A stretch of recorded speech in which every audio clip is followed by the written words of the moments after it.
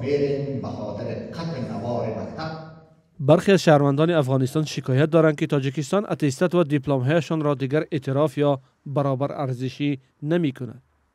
این مشکل پس از سقوط افغانستان به دست طالبان پیش آمده، حتی دامنگیری ختم کرده های مکتب سامانیان پناهندگان و مهاجرین افغانستان در دوشنبه نیز گشته است.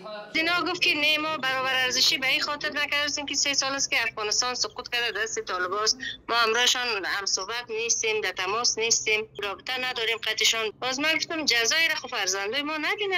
مکتب به رسمیت تاجیکستان میشناسه، فعلا در سفارتمون کار کرده رئیس. این مادر میگوید فرزندش ختم کرده مکتب سامانیان است و بنا به سهمیه جانب تاجیکستان دانشجوی دانشگاه طبی ختلان در دنقره شد. حالا مسئولان دانشگاه به علت برابر ارزشی نداشتن اتستاتش تصمیم دارند فرزند او را از دانشگاه بیرون کنند. اما بخشی خارجیشان که است رستم نظرов به من زنگ میزنه، دیگه ما یک مادر هستیم دیگه تحمل کردن نمیتونم. اسنادشان میگه چیز اصلی نیست، تصدیق خود افغانستان معرفش نیست، باید تصدیق خود افغانستان باشه. من گفتم افغانستان سقوط کرده دیگه طالباست، ما نمیتونیم، قدشان رابطه ندارن، طالبا را به رسمیت دولت تاجیکستان قبول نکرده، نشناخته، چه رقم میشه؟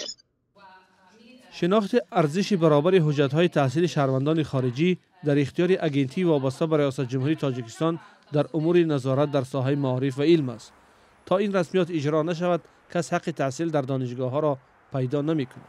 این نهاد در یک پاسخ خطی به رادیو آزادی با تکیه به بند 20 ماده 23 قانون درباره معارف گفت که حجت‌های درجه تحصیلات دیگر دولت‌ها به شرط اعتراف می‌گردند که اگر آنها را شرطنامه‌های بین‌المللی پیش‌بینی نموده باشند یا آن دولت‌ها با جمهوری تاجیکستان شرطنامه یا سازشنامه دخلدار داشته باشند. هرچند این نهاد در پاسخش به طور روشن نگفته است که با حکومت نو افغانستان سازشنامه دخلدار نداریم، اما اقرار شده است که اسناد شهروندان افغانستان را اعتراف نمی کند. از این لحاظ عین زمان طبق طلبات قانون و ترتیب بالاذکر حجت‌های نمونه دولتی درباره تحصیلات ختم کنندگان مکتب سامانیان در شهر دوشنبه که در اساس برنامه تعلیمی جمهوری اسلامی افغانستان فعالیت می نماید اعتراف یا برابر ارزش کرده نمی شوند. به نظر می رسد که تاجیکستان با حکومت پیشین افغانستان در این باره سازش داشت. حالا تا با طالبان چنین قرارداد امضا نشود چیزی تغییر نخواهد یافت. این در حالی است که تاجیکستان حکومت طالبان را به رسمیت نمی شناسد. تلاش‌های ما برای به دست آوردن نظری اتشی معرفی سفارت افغانستان در دوشنبه نتیجه نداد. اما چند پیشتر سفیر افغانستان در تاجیکستان محمد ظاهر اکبر در رسم بازگشایی مکتب سامانیان به رادیو آزادی گفته بود در این زمینه مشکلی نیست. ما فکر میکنم که یک شایعات است. اول شما میبینید که یگانه کشوری که در روز اول در دفاع از مردمان سرزمین ما قرار گرفته دولت تاجیکستان بوده. اسنادی را که اینا فارغ التحصیل میشن تا بالا به همچون یک مشکلی ما بر نخوردیم.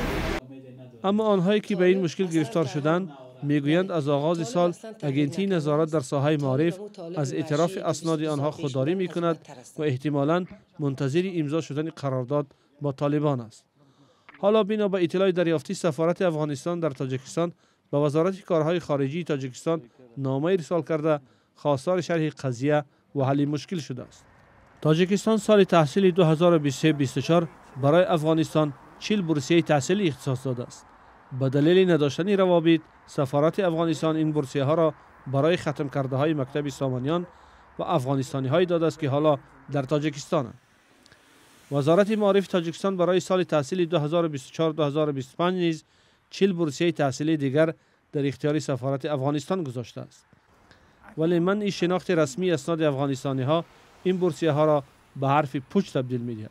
تا سقوط افغانستان به دست طالبان بیش از 1000 دانشجوی افغانستانی در دانشگاه‌های تاجیکستان تحصیل می‌کرد. حالا به دلیل مشکل روابط و دریافت ویزا تعداد آنها تا 165 تن پایین آمده است. ارشاد سلیمانی، امیر سایف، دوشنبه، تاجیکستان.